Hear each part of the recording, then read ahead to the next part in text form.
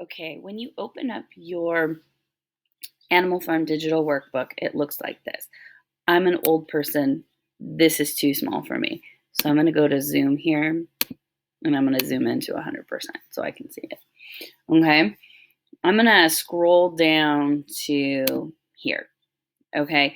I don't care if you do this thinking about key topics. It's sort of, if we were in class, we probably would have done it. But for this digital online class, it's not, I don't want to do it. So you've got this stuff here. You definitely want to do this. Now, let me pop down to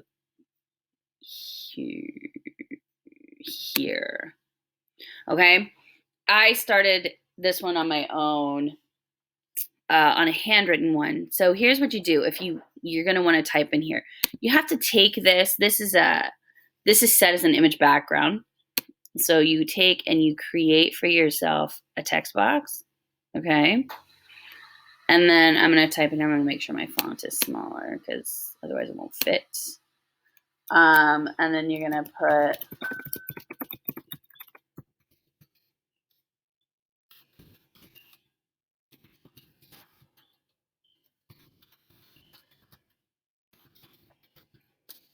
right, Mr. Jones, he's drunk, right? He's a drinker. He seems to be drunk a lot. Okay. So I'm going to make that smaller again. Okay. However it works for you. Okay. Now, key quotation. So you just, okay. The quote I have is, really there wasn't enough. I just did this one from when the animals start cheering at the end of Old Major's speech. Okay.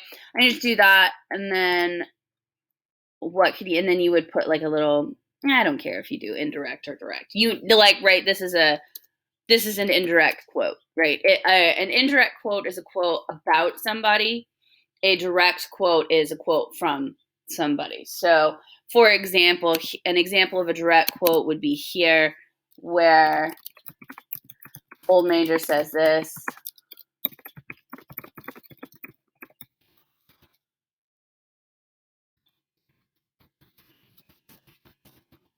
Blah, blah, blah, blah. Okay, so that's a direct quote.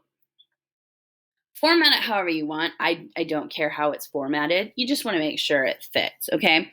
Then you're going to go through, you're going to analyze Old Major's speech. This is really, really important. Slide number 11 is really, really, really important because you're really going through alliteration, figurative language, rule of three, loaded words, assertion.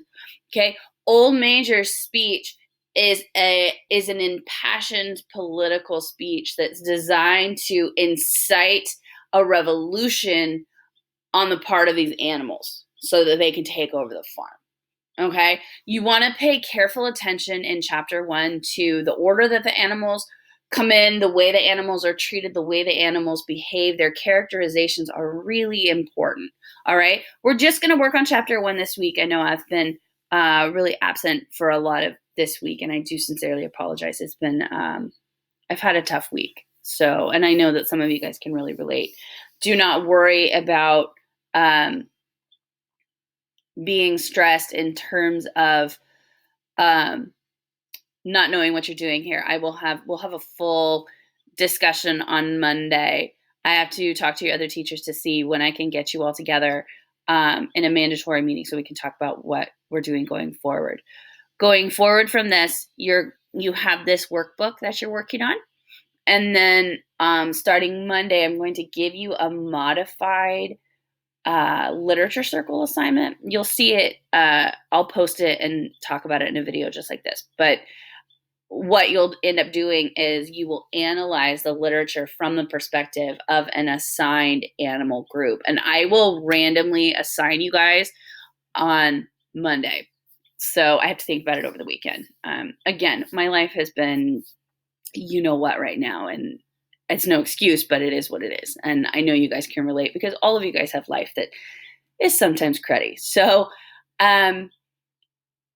that's what we'll be doing going forward. My plan is to have us done with the novel by the end of the first week in June. And then during finals week, you're going to prepare a written outline as though you were doing your outline for your individual oral presentation. It is so crucial that you get this done.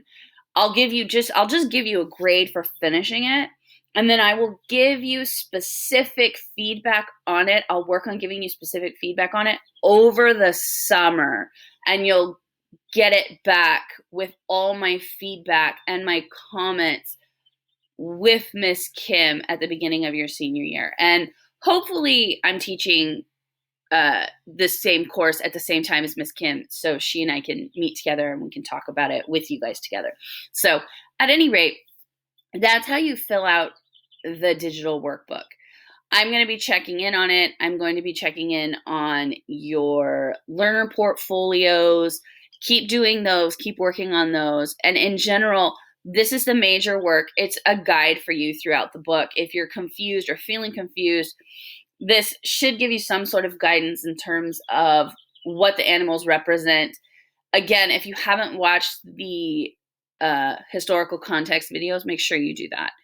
That's really important too, so that you understand. If you don't understand what these individual animal groups represent in terms of true history, go back and watch the historical context. Okay, I'll do periodic lectures here and there about what's going on, but don't rely on me for that. I know it's difficult, I know it's challenging, and if you have to use Spark Notes or things like that, that's fine, as long as that's not what you rely on for your analysis, because we will see right through that. Okay, you need to make sure your analysis is your own. All right, and if there are any questions, this afternoon I'm doing a parade for the seniors. We're dropping off signs at the seniors' houses, so I won't be available for office hour this afternoon. I know a couple of you have really asked. I can set up individual times for you. You reach out to me and set up an appointment with me, email me, and I will get back to you. I know I've been a little off the grid for the first few days of this week, but I'm back now. I'm going to be chugging ahead, and we're going to be moving forward and churning and burning out this this book. Okay.